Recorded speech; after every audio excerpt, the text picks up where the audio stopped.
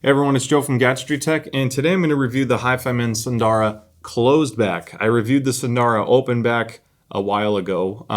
That's going to be a longer review. I actually explained some of the pros and cons of open back versus closed back, kind of talked about the planar magnetic technology.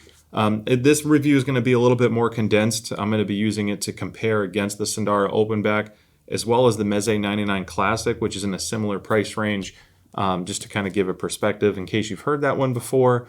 We'll talk about comfort, features, all that good stuff. Now, this was sent to me for review, so I do want to thank HiFiMan for doing so. It always helps with creating high-quality content on the channel because it lets me review, listen, and understand the differences of a lot of models I wouldn't get my hands on otherwise. So massive thanks to HiFiMan.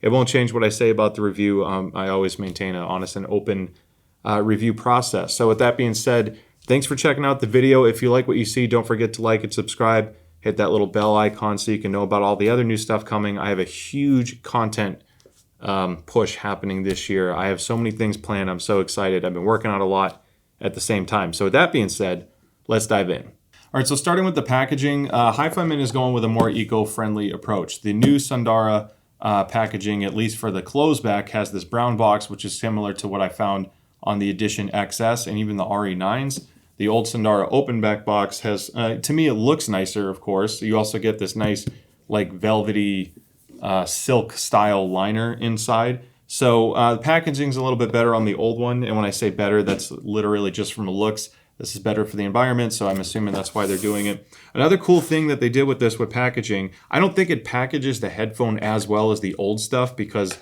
it's kind of in a blanket of fabric. So it seems to protect it better.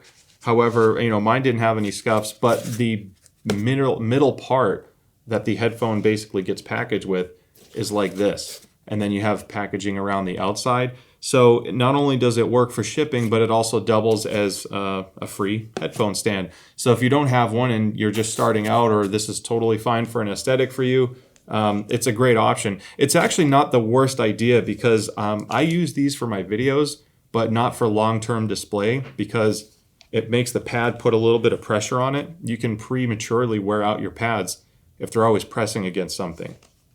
So having a headphone stand like this, you can see the pads, they touch a little bit on the bottom here. I guess you can angle it. And then there's almost zero pressure on the pad. So they should hold up a little bit better using a stand like this. So pretty cool design. It's a smart use of packaging and it's a nice little feature add.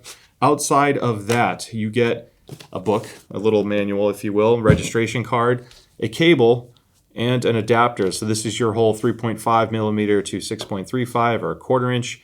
And this rubber cable, look, it's pretty basic, but I like these more than some of the cables I got on their more expensive products. When I looked at the HE1000 SE, has kind of like that crinkly bag cable. This is just a standard rubber cable. It has a right angle on the terminated plug for what goes into your amp. But it works well. I didn't have any microphonics issues. It's not like picking up stuff off my shirt. I don't mind rubber cords. I really don't care what it looks like as long as it sounds good and it's durable.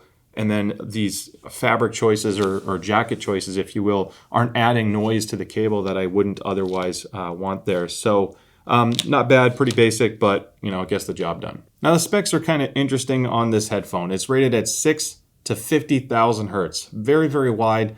That means nothing as far as like sound quality or tonality goes. It's just how you can measure. It can produce a sound at 6 hertz and it can produce a sound at 50 hertz. You really only hear 20 to 20K, so anything beyond that, it can be irrelevant. That's going to open up a whole nother debate. But I just want to say the specs. So they also say this weighs 432 grams. Now I don't know if that includes the wire or not because I'm getting closer to 412, 414. I suppose if I add the wire, let's see what that does to the weight. I'm at 464. So I don't think that would have included it. Mine's a little bit lighter than what the spec sheet adds. And I've checked other headsets and headphones that, with their stated weight. And my scale gets a lot closer to those. So these are just a little bit lighter than what's stated. Another interesting thing is the sensitivity. So this is a 20 ohm headphone, which is just your impedance. It doesn't necessarily mean it's very easy to drive because you have to pair that with sensitivity. This also has a sensitivity rating on my box of 97 decibels. And on the website, it said 98 decibels. And I believe earlier press samples were closer to 90 decibels. I don't know why there's a mismatch. Maybe it's per unit. No idea. Mine does not sound like it's 97 to 98 decibel sensitivity. I feel like it needs a little bit more juice than what a 20 ohm 97 dB sensitivity headphone should require. So, and I've compared that to a lot of headphones. I'm really familiar with where my gain settings are on my amp to know what it should sound like. To me, it is closer to the low 90s. So don't go by that spec alone, assuming it's easier to drive. My higher impedance LCD-X, 32 ohm, I forgot the exact sensitivity even though I just reviewed that. Those are noticeably easier to drive. These aren't terrible, but don't expect to have like an iPhone Apple dongle for $10 make these get incredibly loud. They benefit from a little bit more juice. So let's talk about one big thing before I get on with the rest of the review. This says Sundara Closed Back. Now it retails for $400 and right now this is selling for $300. I can tell you just straight up front, if you don't need a closed back, the Sundara Open Back is a better sounding headphone. And it's not by a little bit, it's a noticeably better sounding headphone. I think they called this the Sundara Closed Back solely off of the visual and not the audio-based spiritual successor of the Sundara Open Back. Do not expect them to have done this magical tuning that takes all the amazing things that I loved about the Sundara and makes it a closed back. So why would you get a closed back? Well, it depends on your environment and it works both ways. A closed back is going to help isolate some of the noise around you. So if you listen to a lower volume and you have a noisier environment, you're working in an office, you have kids in the house, anything going on, a closed back, to keep it simple, does a better job of blocking that out. Also works the other way. If you have a quieter environment or you work in an office, for example, and you like to listen to music during the day, a closed back will help retain some of that music inside your headphone and it reduces the leakage that comes out, meaning that other people won't necessarily hear what you're hearing, unless, of course, you turn it up very loudly. An open back, the sound is coming forward into your ear and backwards, I guess, or outward, outside of the headphones. So typically, if you can get away with an open back because the environment noise isn't an issue, an open back, in most cases, unless you have a personal preference on sound quality and how you want something to sound, open back typically sounds better. They tune or image better. They usually have a more natural frequency response. And that's the case here. So I'll get into sound shortly because that's kind of where I'm going to focus most of the review and end it. I do want to talk about build quality and comfort. I like the Sundara Open Back for build quality and comfort. In fact, I've used these more than some of my more expensive headphones, only because it's a good balance of weight, sound quality, and I really like these pads. The revised version of the Sundara had pads that weren't perfectly flat. They kind of fit and had a little bit better seal. You have these telescoping yokes, which are metal, and this is the same for both. It really is a great built headphone. So I could wear these for a long period of time. I also like that they have a mix of that softer, breathable fabric on the inside with the leather on the outside, because that helps with some noise isolation, bass response, but it also doesn't get as sweaty on your head. When you compare it to the Sundara closed back version, which, by the way, these are Beechwood ear cups. Some people are going to like or dislike it. I don't think it looks as yellowy or orangey as the website suggests. It has a pretty, as you can tell, compared to woods like these, it's a nice looking ear cup. It's just a matter of preference. This is definitely more of a brown, softer tone, and this is a little bit more yellow and orange, but it's not like this golden color. They also have thicker pads. It's the same pad design, but these appear to be a little bit thicker. Now, as a result, I don't know if this is purely from the pads being just slightly thicker, or if they changed the strength of the spring steel headband, because that's what's doing your clamp force on your head. These do have a slightly stronger clamp force than my Sundara Open Back. I think it's more for the slightly thicker pad, but it's just noticeably a little bit stronger. Typically you want that because on a closed back, it's more sensitive to maintaining a seal. They're tuned assuming it's going to have a seal, which means if you wear thick frame glasses, don't expect the same bass response. If you're wearing a hat like I am just for this video, don't expect the same bass response. I didn't find the clamp too overbearing. I could still wear these for a long period of time. And even though they're a closed back, I found them extremely comfortable to wear heat-wise as well, thanks to that pad design. The pad, even though it's thicker, my ears the top part of my ear still barely touches the baffle, which is padded, but I can feel just a light contact point once it's all compressed and settled in. It's nothing overly uncomfortable, but these pads aren't incredibly thick. When you look at it from an opening standpoint, they actually have a rather large opening. So you shouldn't feel anything pressing on the tops or bottom of your ear. It's more or less just touching the outer surface of your pinna. So, and then you have this leather strap. The strap doesn't move.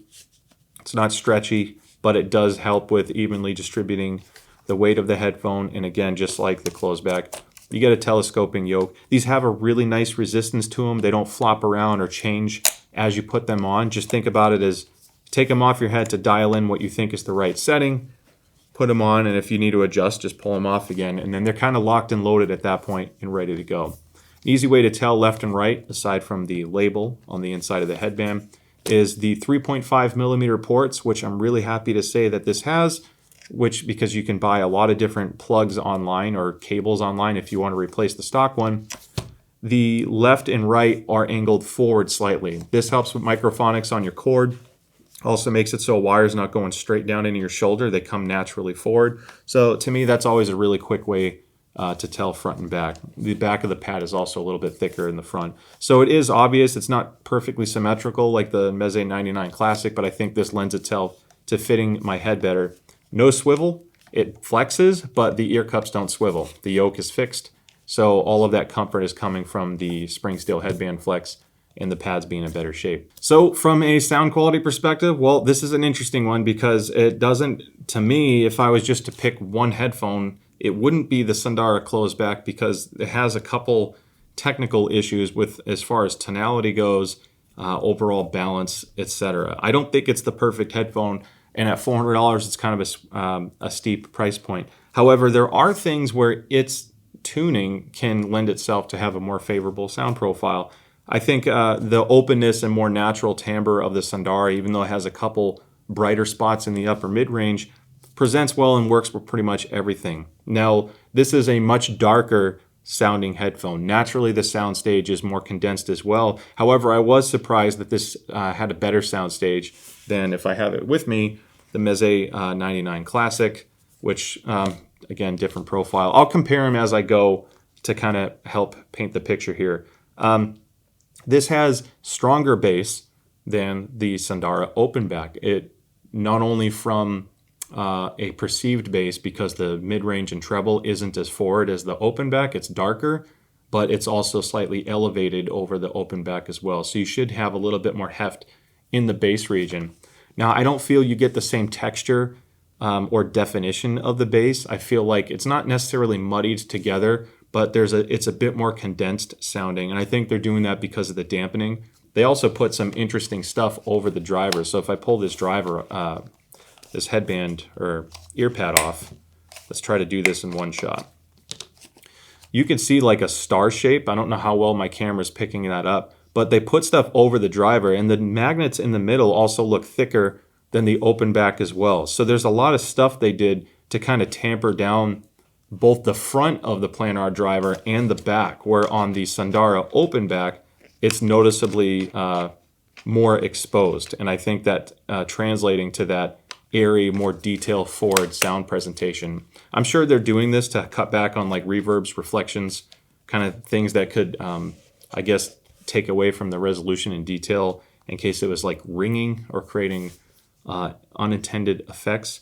But overall, it sounds like a very much dampened version of the Sundara, in addition to have a slightly different tuning. So bass is a little bit more forward. It's more mid-range forward, and there's a weird boost in the 300 hertz area. I'll show you the frequency response chart and how it compares to the Sundara Open Back. Very, very different sound signature. And you also have very different upper mid-range. It does not follow the traditional HiFiMan signature sound.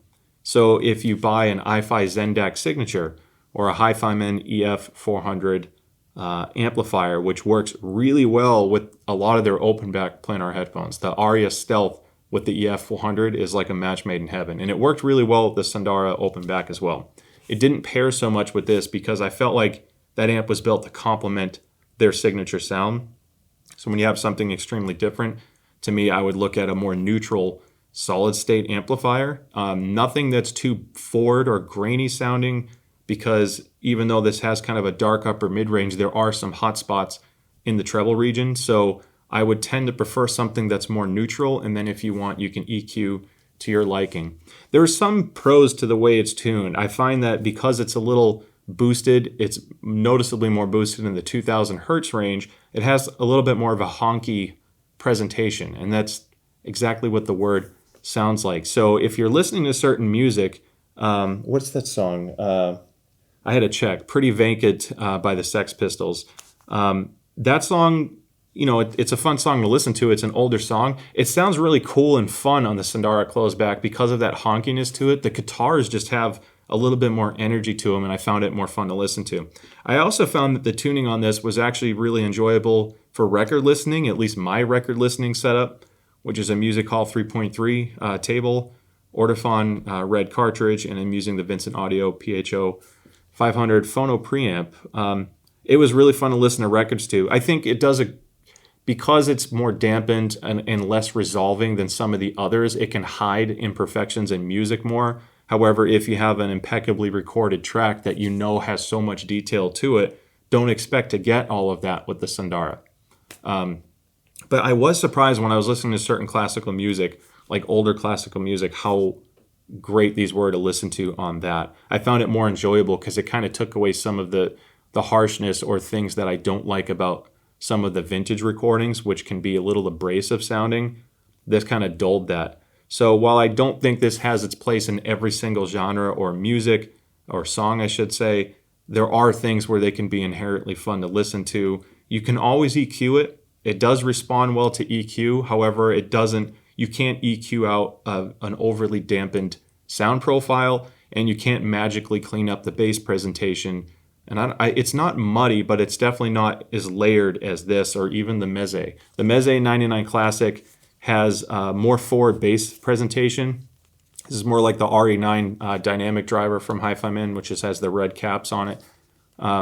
This is more of a V shape with an inherited warmth as well. The bass carries into the mid-range, so the vocals don't sound as natural. It's fun to listen to, and it has some hot spots in the treble. So some songs will sound brighter on this, and some songs will have more energy in the upper mid-range on this, depending on what musical instrument you're listening to. They all sound completely different. I think if purely from a tonality standpoint, under $500, the AKG K371s, which are under 200, they have a great tune. They're close to a Harman tune, but they're not built like these. I don't think they hold up that well. I've seen a lot of pictures of them kind of flaking apart. But if you're just looking for good, cheap sound, it's a consideration.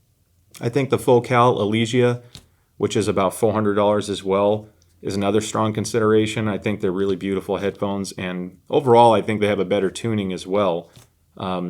So I'm not trying to discredit the Sundara Closed Back. I don't think it's the highest value. If you could get an open back, the Sundara open back beats everything I just said in an open back, though.